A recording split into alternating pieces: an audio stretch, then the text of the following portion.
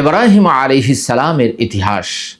তিনি যখন নিঃসন্তান ছিলেন তখন একটি পুত্র সন্তানের জন্য আল্লাহর কাছে নিবেদন করেছিলেন। তিনি বলেছিলেন, রব্বি হাবলি মিনাস সলিহিন, আল্লাহ আমাকে একটি নেক পুত্র সন্তান দান করেন। ফাবাশশারনাহু বিগুলামিন হালিম, আল্লাহ বলেন যে আমি তাকে একটি ধৈর্যশীল পুত্রের সুসংবাদ দিলাম। 37 নম্বর সূরার 100 ও 101 নম্বর আয়াত। 102 নম্বর আয়াতে আল্লাহ তাআলা বলছেন যে ফালাম্মা বালাগা মাআহুস সা'য়া ক্বালা ইয়া বুনাইয়া ইন্নী আরা ফিল মানামি আন্নী আযবাহুকা ফানজুর মাযা তারা। যখন ইব্রাহিম আলাইহিস সালামের পুত্র হলেন এবং তিনি তার সাথে চলনশীল অর্থাৎ চলার মতো বয়সে উপযুক্ত হয়ে গেলেন, তখন তিনি বলছেন যে হে প্রিয় বৎস, হে প্রিয় পুত্র, আমি একটি স্বপ্ন দেখেছি যেন তোমাকে কোরবানি করছি। তোমার অভিপ্রায় কি, অভিমত কি, তোমার অপিনিয়ন কি?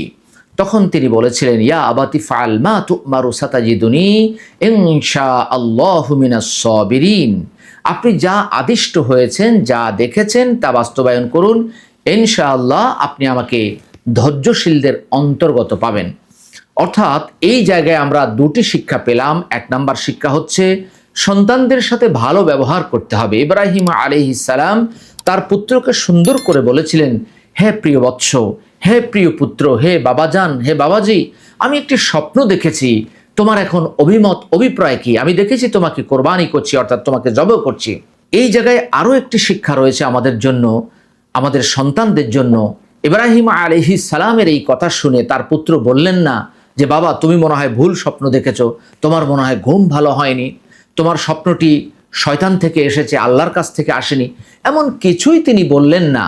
তিনি বললেন, ইয়া আবাতি ফাআল মা তু'মারু সাতাজিদুনি ইনশাআল্লাহু মিনাস সাবিরিন, হে আমার বাবা, আপনি যে আদিষ্ট হয়েছেন অর্থাৎ আপনি যা স্বপ্ন দেখেছেন তা বাস্তবায়ন করুন, ইনশাআল্লাহ আমি দৌড়াবো না, আমি ধৈর্যশীলদের মধ্যেই থাকবো।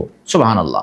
অর্থাৎ পিতা যেমন সন্তানকে আদর করে বললেন, সন্তান আবার মহব্বতের সাথে, আদবের সাথে জবাব দিলেন।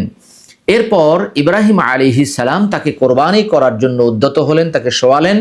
37 নম্বর সূরার 107 নম্বর আয়াতে এসেছে, আল্লাহ বলেন, অফাদাইনাহু বিযিবহিন আযীম, একটি দুম্বার মাধ্যমে, একটি পশুর মাধ্যমে আমি মহান কোরবানির ব্যবস্থা করে দিলাম। অর্থাৎ তার বিনিময়ে একটি পশুকে আমি কোরবানির ব্যবস্থা করে দিলাম।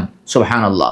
কুরআন সুন্নাহ ফাউন্ডেশন, কুরআন সুন্নাহ ফাউন্ডেশন।